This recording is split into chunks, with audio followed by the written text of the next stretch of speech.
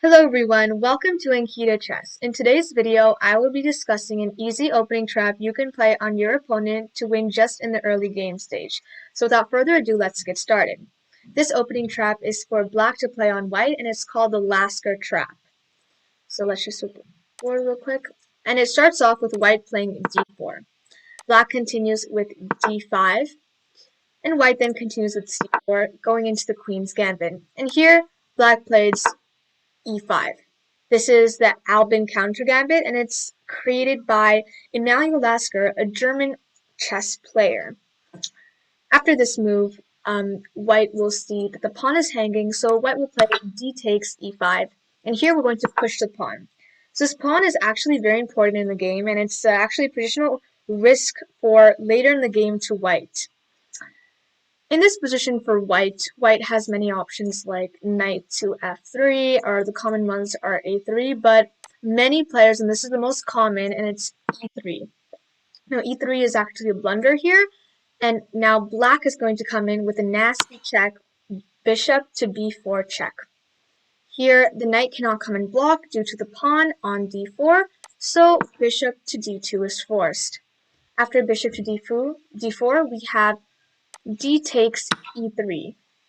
And here, white must be noticing that there's an undefended bishop on b4, so white will simply take the bishop, but don't worry, this is all part of our plan. Here, black's going to play e takes f2, and we're basically checking the king, and the king cannot recapture in this case, as we could take the queen that is undefended and win a queen. So the best move for white here is to move to e2. Here we're going to play another very tricky move, and it's very unexpected. It's f takes g1, not going into a queen, not going into a rook, not going into a bishop, but actually turning into a knight check. Here, if white doesn't look closely, white can also make another blunder, taking on the knight.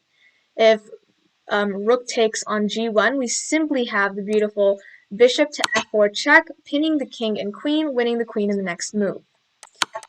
So taking the knight would not be the best option. In fact, king e1 would be the best. After king e1, this is completely lost for black.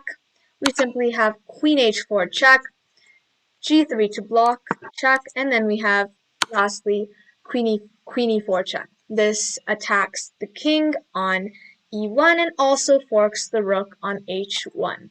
So after a blocker or king moves, let's just say bishop to e2 is played, we simply snap up the rook and we are up a rook. And not only that, but we have great pawns on the 7th rank. We're looking forward maybe to play our knight next, attacking the bishops, coming in to the king side, and also bringing our bishop to h3. Especially with white's also very bad placed pawns, we're easily going to win this game. So in the end, I hope you guys enjoyed this video, and I'll see you guys in my next one. Thank you and bye.